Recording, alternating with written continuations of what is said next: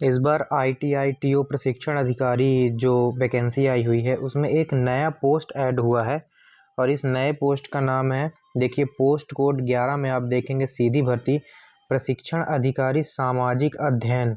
ये एक नई पोस्ट आई है और ये अपने आप में एक बहुत नई पोस्ट है। इसकी पूरी योग्यता के विषय में अपन जानेंगे इसमें क्या योग्यता मांगी गई है।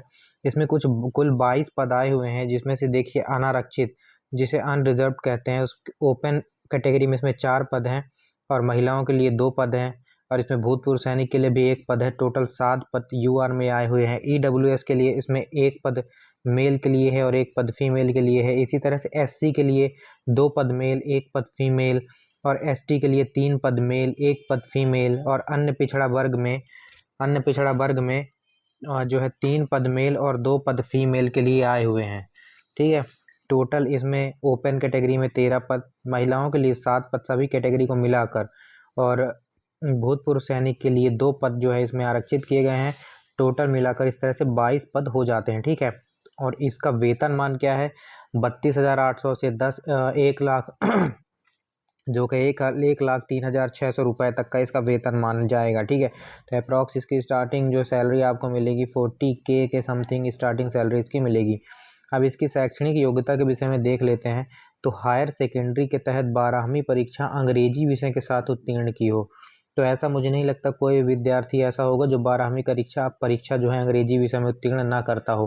95% के पास ये वाली एलिजिबिलिटी होगी। सेकेंड एलिजिबिलिटी इसकी जरूर लिमिटेड लोगों के पास होगी, क्योंकि इसमें लिखा हुआ है मान्यता प्राप्त विश्वविद्यालय से बैचलर ऑफ बिजनेस एडमिनिस्ट्रेशन, जिसको अपन बोलते हैं BBA, या फिर आपके पास हो मास्टर ऑफ बिजनेस एडमिनिस्ट्रेशन जिसे अपन बोलते हैं MBA।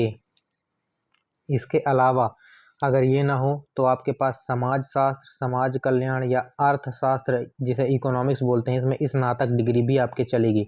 देखिए आपके पास क्या क्या होना चाहिए, आपके पास BBA होना चाहिए, आपके पास BBA नहीं तो MBA होना चाहिए, MBA नहीं तो समाज शास्त्र में आपके पास स्नातक होना चाहिए, या फिर इकोनॉमिक्स अर्थात अर्थशास्त्र में स्नातक होना चाहिए। अगर ये भी नहीं तो समाज कल्याण में आपके पास जो है स्नातक होना चाहिए। ठीक है, इसके अलावा तीसरी योग्यता इसमें मांगी गई है कंप्यूटर ज्ञान के लिए, या तो आपके पास DCA हो जो कि 12वीं के बाद होती है, या तो आपके पास PGDCA हो जो ग्रेजुएशन के बाद होती है, post graduate diploma in computer application, या तो आपके पास ITI का कोपा हो, या आपके पास CPCT का वैध स्कोर कार्ड हो।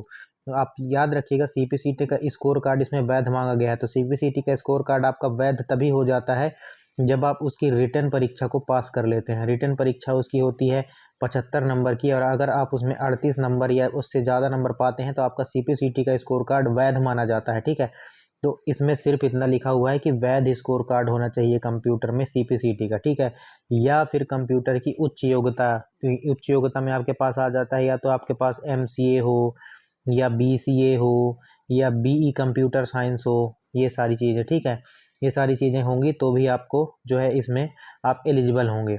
इसके अलावा जो है इसमें 14% और 87% के हिसाब से भी आरक्षण तालिका बनाई गई है। तो इसके हिसाब से ये आरक्षण तालिका आप देख सकते हैं। ठीक है, और इसमें से जो विलोपित पद किए गए हैं जो है तो ये देख सकते हैं आप, काल्पनिक पद जिसे कहते हैं। ठीक है, इसके अलावा जो है यही एक नई भर्ती ऐड हुई थी तो इसके विषय में बताना जरूरी हो गया था। तो आई होप आपको जानकारी अच्छी लगी होगी। जानकारी अच्छी लगी हो तो वीडियो को लाइक और चैनल को सब्सक्राइब करके सपोर्ट जरूर कीजिएगा। मिलते हैं अगले वीडियो में, तब तक के लिए जय हिंद जय भारत।